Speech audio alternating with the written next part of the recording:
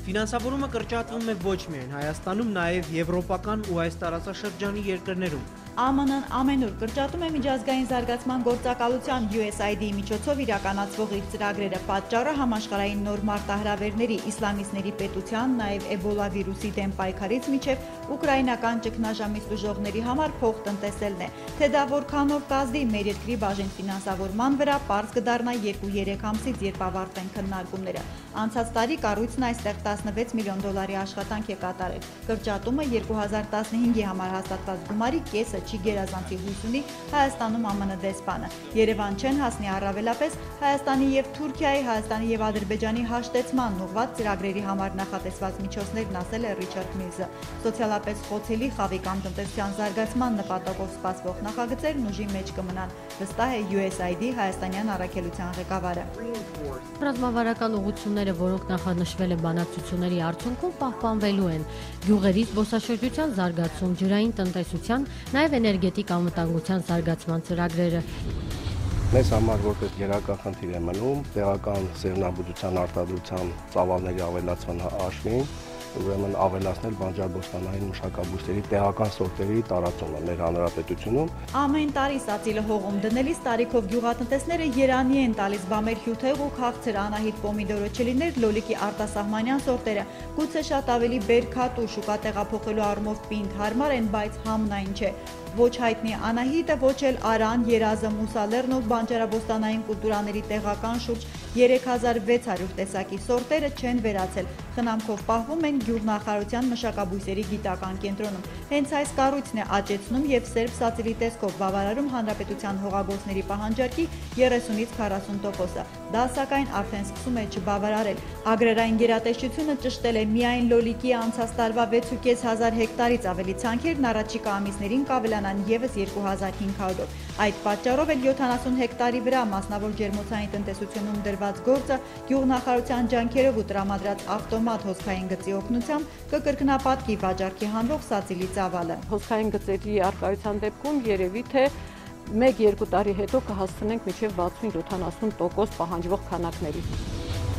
Սերմերը դեռ հողում չդրած Հայաստանը սկսել է 2015-ի բերքի արտահանումը, արդեն իսկ Ռուսաստան է ուղարկվել 1000 տոննա վարունգ, մոտ 600 տոննա է լոլիկ։ Ջերմոցի բանջարեղենի պահանջարկը Դաշնության շուկայում այս պահին մեծ է, առաջարկվող պայմանները բարենպաստ, արտադրողներին հուշում են գյուղնախարարությունից։ Տարվա միրգ բանջարեղենի իրացման հարցով այստեղ արդեն իսկ խորհրդակցության են հրավիրել մթերող ձեռնարկությունների ղեկավարներին։ Պահածոյացնողները պնդել են, պատրաստ են ընդունել անսահմանափակ քանակությամբ եւ լոլիկ, եւ խաղող, եւ այլ կուլտուրաներ։ Արարած սննդի կոմբինատի տնօրենը նույնիսկ շեշտել է, քանի որ իրենք մուրաբա, ջեմ, հյութ ամեն ինչ են պատրաստում, պատրաստ են գնել ոչ միայն շատ, այլև ցանկացած որակի բերք։ Միակ խնդիրը գնի շուրջ գյուղացու հետ համաձայնության գալն է։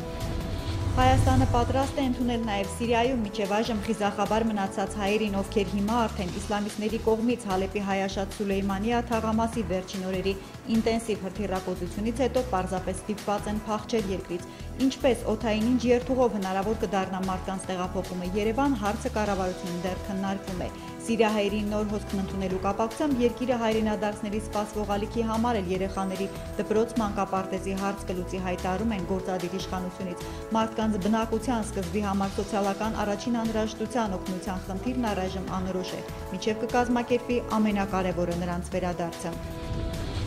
Հայ-իրանական սահմանին կանխել ենք շուրջ 2.5 կիլոգրամ մետամֆետամին տեսակի թմրանյութի ներկրումը հանրապետություն։ Ամֆետամինների խմբին պատկանող մետամֆետամին թմրանյութն այնքան ուժեղ է ու թանկարժեք սև շուկայում դրա գրամի գինը հասնում է մինչև $300, որ Հայաստանի քրեական օրենսգիրքը դրա ապօրինի տեղափոխման առանձնապես խոշոր չափ է որակում 1.5 գրամից ավելի քաշը։ Տվյալ դեպքում հայ մաքսավորների կանխած բեռի մոտավոր արժեքը գնահատվում է $500,000։ Մետամֆետամինի տեղափոխման նման մեծածավալ նախկին փորձն աշխարհի մասշտաբով գրանցվել է Մեքսիկայում 2012 թվականին։ Իդեպ, եթե թմրաբիզնեսի առևտրականների մոտ ընդունված է սպիտակ փոշե նման այս զանգվածը պետությունների սահմանն աննկատ անցկացնել սովորաբար շոկոլադապատ սալիկի մեջ, իրանցի քաղաքացին դա փորձել է մաքսավորների աչքից կոծկել, տեղափոխելով ճամպրուկի կողային մասերում պատրաստված հատուկ թաքստոսներում, որ նույնիսկ ռենտգեն սարքը վրիպի։ Թանկարժեք բեռն այդուհանդերձ հայտնաբերվել է։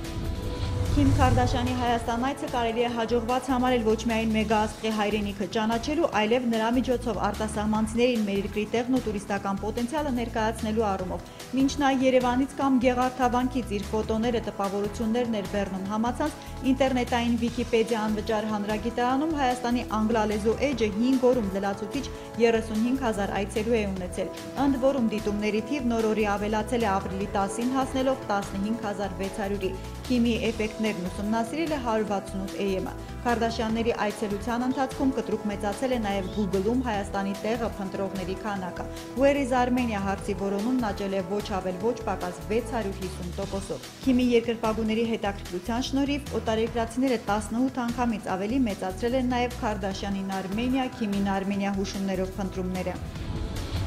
Թուրքիայի քաղաքական անորոշությունից ազգային փողի արժեզրկումն արագացել է։ Տարեսկզբից դոլարի նկատմամբ մոտ 14%-ով գին կորցրած լիրան նախորդի աջորդում 1 օրում 1.5% էժանացել է։ Փոխարժեքն այժմ $1.265 լիրա է։ Պատմական նվազագույն այն շեմը, սակայն ըստ փորձագետների դեռ վերջը չէ։ Բոլոր կանխատեսումների համաձայն թուրքական արժույթի նահանջը պետք է որ շարունակվի, քանի որ տնտեսության ապագան մթագնած խորհրդարանական ընտրությունների քարոզարշավը այն էլ ոչ պաշտոնապես նոր մեկնարկում է։ Մինչդեռ երկրի օրենսդիր մարմնում քաղաքական ուժերի կշիռը 4 տարին մեկ վերանայող քվեարկությունը սպասվում է ամռանը հունիսի 7-ին։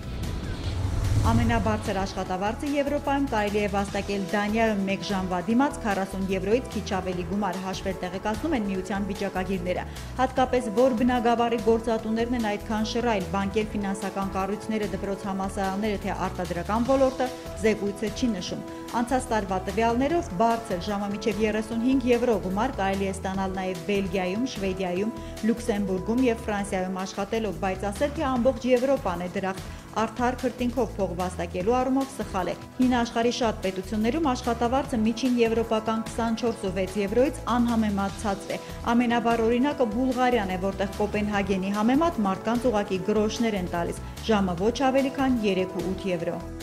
Ապրիլի 14-ին NASDAQ OMX Armenia հարթակում իրականացվել է 3.8 միլիոն դոլարի առուվաճառք ամերիկյան արժույթի փոխարժեքը նորից նվազելու կուրս է վերցրել։ Երեքշաբթի դրությամբ իջել է 472 դրամ 84 լումայի։ Ապրիլի 15-ի համար տարադրամային շուկայում կենտրոնական բանկի սահմանած միջին փոխարժեքները հետևյալն են։ Թանկարժեք մետաղների համար էլ Առաջին բանկն առաջարկում է հիշյալ գնանշումները։